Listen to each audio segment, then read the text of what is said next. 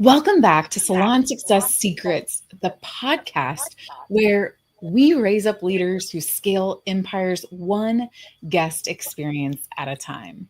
And in today's episode, it's for every salon owner or director asking, how do I groom my next right hand without losing the soul of my salon? Because let's be clear, leadership isn't about giving somebody the keys and hoping that they figure it all out. Yeah, it's about, leadership is truly about like transferring clarity, building beliefs, and documenting systems so the mission outlives you. Isn't that so powerful just to think about it? Like the mission outlives you. So, like, if you've ever thought, hey, she's great at her job, but I don't know if she's ready to lead others, or maybe it's, hey, why can't anyone just take initiative around here? Or maybe you even said, or worse, I'm the only one who can do it right. Then this episode is your wake up call. So let's talk about how to build leaders without babysitting and how to install systems that actually scale. Mm, I love that. Systems that actually scale. Let's dive into step one, which is where you start to share the vision. And that is that clients come first and systems come next. Because let's start with the truth. The most important asset in any salon or business really in the world is the clients. It's not your chairs, it's not your teammates, it's not your color line. Even I think people sometimes get confused and think, man, if I had a rock star stylist with 100,000 followers on Instagram, that would be amazing. But no, clients are why we exist. And they're why we build systems. Because without systems to serve them, you're just hoping for a good day. And hoping isn't a strategy, because one thing that we know for sure is your next leader must know this, and that's that we protect the client experience at all costs, and the way that we protect it is with systems. But here's the trap that most salons fall into. They confuse intention with implementation, you know, because you can't just be like, yeah, I think that this is what's happening. And it's not actually happening, because if the system isn't written down, if it's not recorded or documented in any way, you guys, it's not a system. It's merely a wish, and wishes don't scale. Yeah. If you can watch this live, I'm shaking my head really big because this is really good.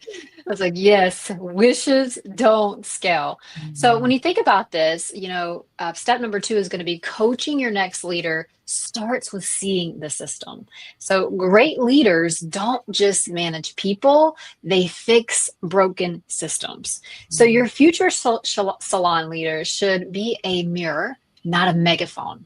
Isn't that so interesting if you think about it? When something's off, maybe a client review drops off, rebooks fall off, or even the energy shifts, they don't default to blame. They get curious. Isn't that so good? Instead of defaulting to blame, they're going to ask things like, hey, where is the system breaking down? Or they might think like, what's unclear? Or maybe it's they ask, what needs to be role played, taught, or adjusted? Because their role isn't to criticize, it's to repair. Because in a team-based salon, we don't point fingers, we point people back to the system. I love that. We don't point fingers, Jen. We point people back to the system. That's so huge in a team-based Mhm, salon. mhm. And I think this is where step three really does come into play. This is where you give feedback that builds, not breaks.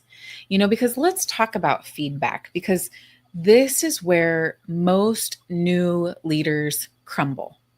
They try to correct a teammate, but it comes off as controlling, cold, or even worse, condescending. And here's what we like to teach instead. Feedback is a team sport. You have to think that we are on the same side of the table. We're not across from each other. And this is Brene Brown calls this engaged feedback. It's when you stay in it together and you lead with love and not labels. So it would look like, instead of, you're not doing this right, you would try to say, hey, tell me what's been going on lately. Something feels off and I want to help, because that's not soft. That's strategic. That's leadership. Because when you're coming from a place of saying you're not doing this right, you're trying to make yourself the hero of the story. But truly, as a leader, you're trying to make the other person with you the hero of the story. And the way that you do that is to really uncover it in that conversation that we just talked about, it, doing it that way. So good. It even gave me the ick when you said you're not doing this right. So when we go on to step 4, role play is the leadership superpower. So if you want your new leader to grow fast, teach them this one thing: role play everything. Let me say that again: role play everything. And after you role play it again, role play it again. So like this means everything: scripts, scenarios, conversations with guests, difficult follow-ups, every part of the sales process. Because here's the truth: you don't rise to the level of your potential, you fall to the level of your preparation. Like the salon leader who can say, hey, let's run through that checkout script together real quick, is a leader who builds confidence, not just critiques performance. The role play reveals where someone's stuck. Maybe it's not the offer, it's the tone, not the words, it's the timing. And once you isolate the breakdown, you can send them back to the right part of the system. And this is where you'll discover if your systems are tight or if they're playing the game of telephone with your legacy. This is when you think about the game of telephone, we probably all have played that game where you start with the phrase, and by the time it gets sometimes to the first person or even to the second or third person, it's a whole totally different phrase. And so that's the same thing when it comes to like answering your phone.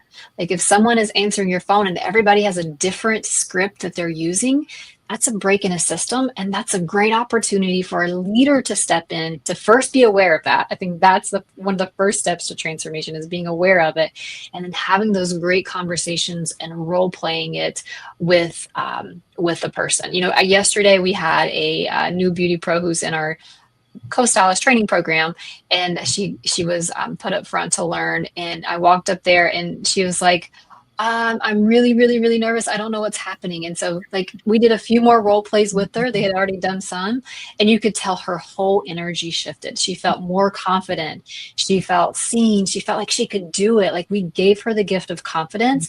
And that's what a lot of times role playing does. And like by the end of the day, I was like, okay, girl, I see you up there. Yeah, you got it going on. So it's just like we forget the power of role playing because it comes natural to us, but it's not natural to everyone.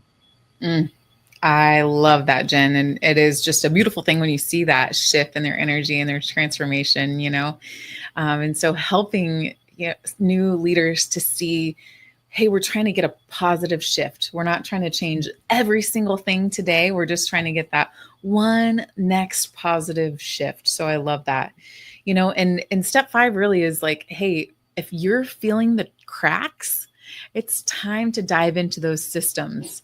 And guess what? We've got you. Because listen, if your stomach just dropped because you realized that your systems aren't written out, your leaders are winging it, and you're still the only one who knows how to fix things when they go wrong, that's not your fault.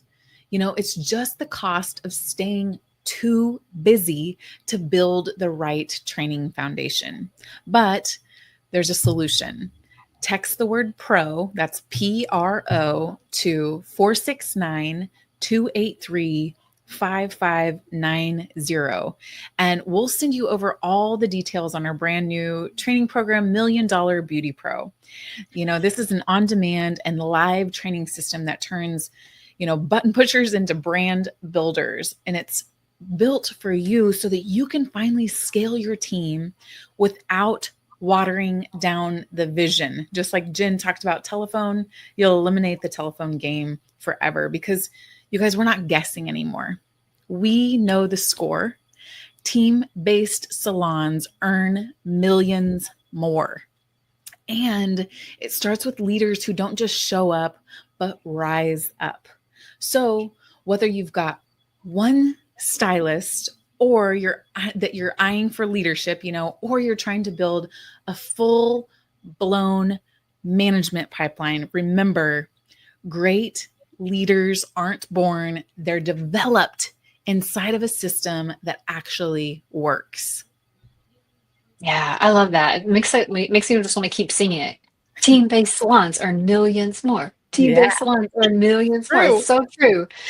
So true. So like Lindsay was saying, great leaders aren't born, they're developed inside a system Mhm. that works. And if yours isn't working, let's fix that. So we'll see you next time on the Salon Success Secrets podcast. Let's continue building this legacy.